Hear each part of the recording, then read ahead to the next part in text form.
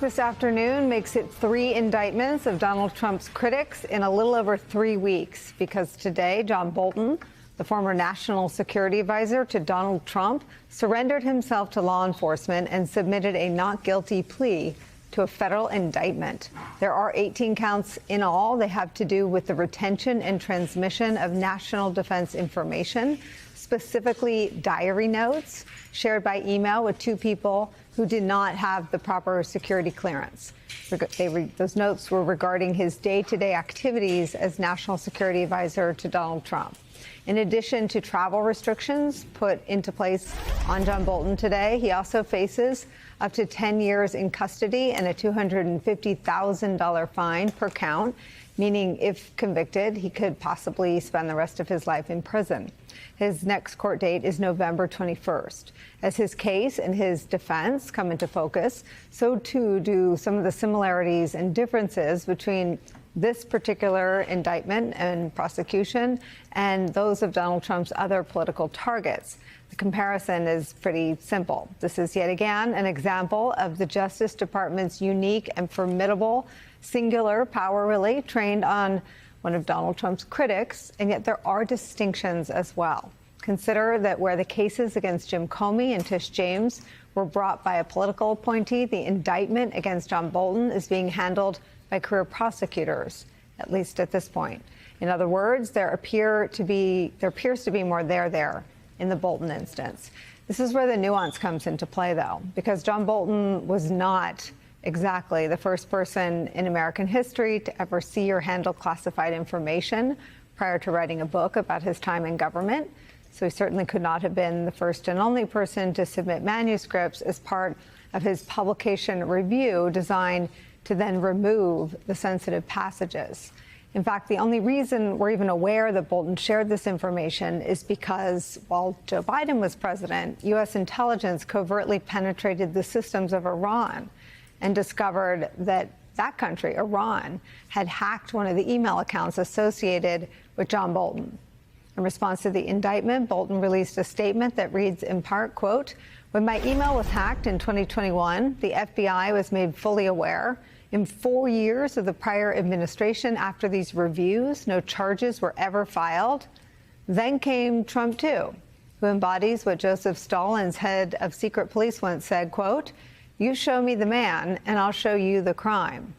These charges are not just about his focus on me or my diaries, but his intensive effort to intimidate his opponents, to ensure that he alone determines what is said about his conduct.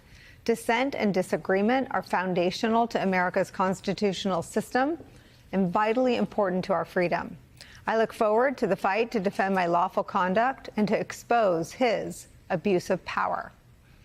Now, if only John Bolton had shared sensitive information over Signal, using the Signal app, or stored boxes of it in his Mar-a-Lago bathroom, maybe he too would be a free man, but not likely.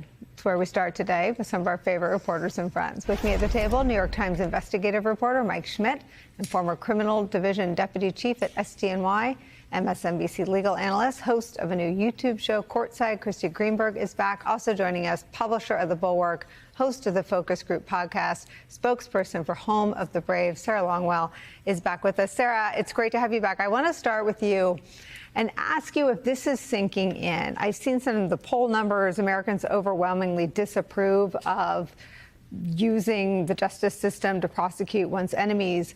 But what isn't clear to me is how many people are aware of this pattern and practice. Yeah, look, I would love to say that the American people are incensed about this, but the fact is the number one thing we are hearing from voters in terms of what they are frustrated about really is the economy, prices, and what they see as Donald Trump's failure to focus on those things and instead focus on things like prosecuting his enemies. And so it's not that they're not aware of it. It's just that they're like, Trump is doing this thing where it's about, you know, making himself happy and going after people he doesn't like instead of focusing on the things that I care about. But what they don't do necessarily, unless, I mean, Democrats certainly do, but sort of swing voters, voters who aren't paying as much of attention, certainly MAGA voters, they are less interested in sort of the institutional problems of Trump weaponizing the Justice Department, going after his enemies, and they are more focused on just the fact that Donald Trump doesn't seem to be doing anything for them. It's all about him. Sarah, let me ask you this. We had so many conversations, I think, sharing exasperation that some of these folks sat on the sidelines. John Bolton wasn't one of them. I mean, he jumped into the arena and harshly criticized Donald Trump when all the generals described him as, quote, fascistic to the core and meeting the, quote, technical definition of a dictator. John Bolton, when asked about it, said essentially Trump is too stupid to be a fascist. He didn't, though, go to the next logical step, in my view, and endorse Kamala Harris or Joe Biden before him, as Liz Cheney did.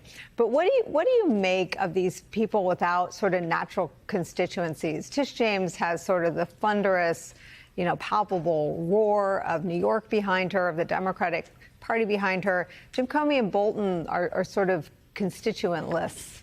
They don't have a constituency or really stakeholders. Do you think that makes any difference? Does that change how people see these indictments?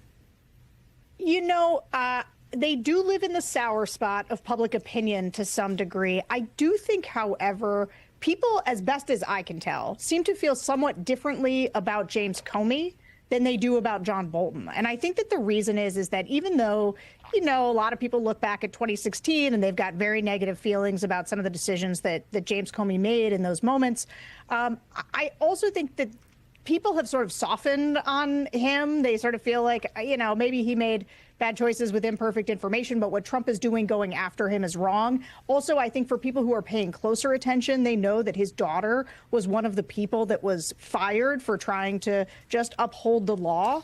And I think that the way that he has pushed back specifically has sort of galvanized people. I mean, I've done a lot of live shows and a lot of focus groups since the Comey indictment came down. There's a lot of sympathy for Comey.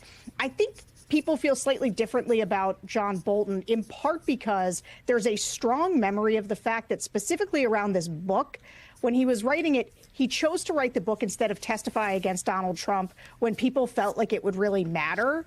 And so there's some frustration there.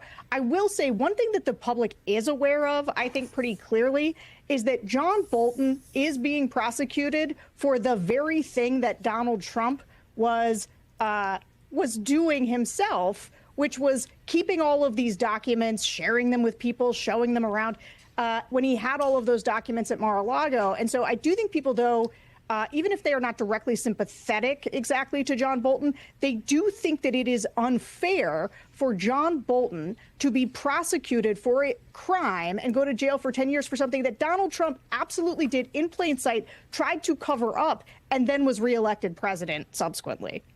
The Comey piece from Sarah is interesting, Mike, in that, and I know you've been covering him longer than just about anybody, the attack against Comey extends to his daughter, Maureen Comey, who handled the Epstein case, but also his son-in-law, who was pushed out of that Eastern District of Virginia. And a judge who was appointed by Donald Trump in his first term lamented the departure and the sort of going after, targeting, not just of Comey, but all of the sort of ripple effects of his, that Donald Trump's political war with Jim Comey and the family. Let me read this to you.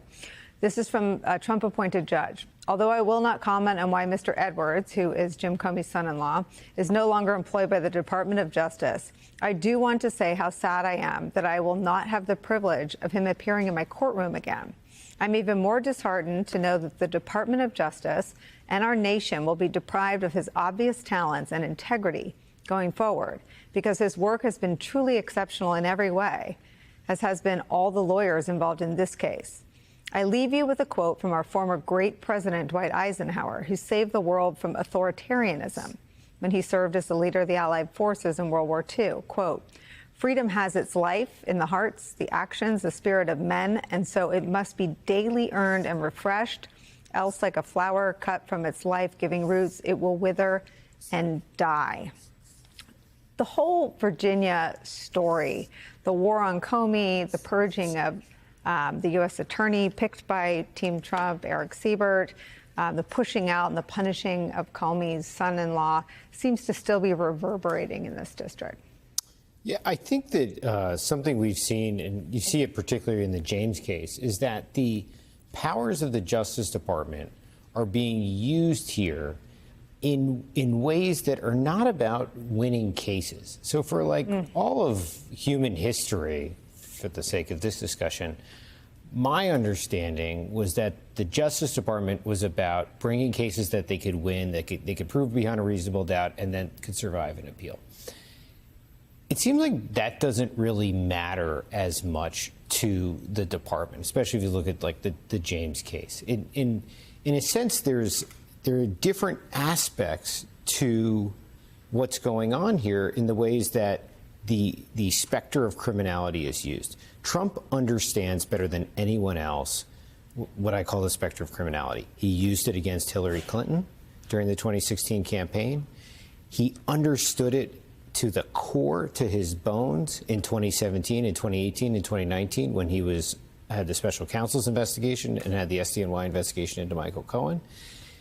He certainly learned about it 4 times when he was indicted, when he was out of office and had to sit through a criminal trial. And then he pledged vengeance when he came back. So in terms of what this retribution campaign means, or what this vengeance campaign means and what it is, and, how it's going to play out, it does seem like they care less about winning than they do about using the powers of the department to hurt others. And then that's just remarkable.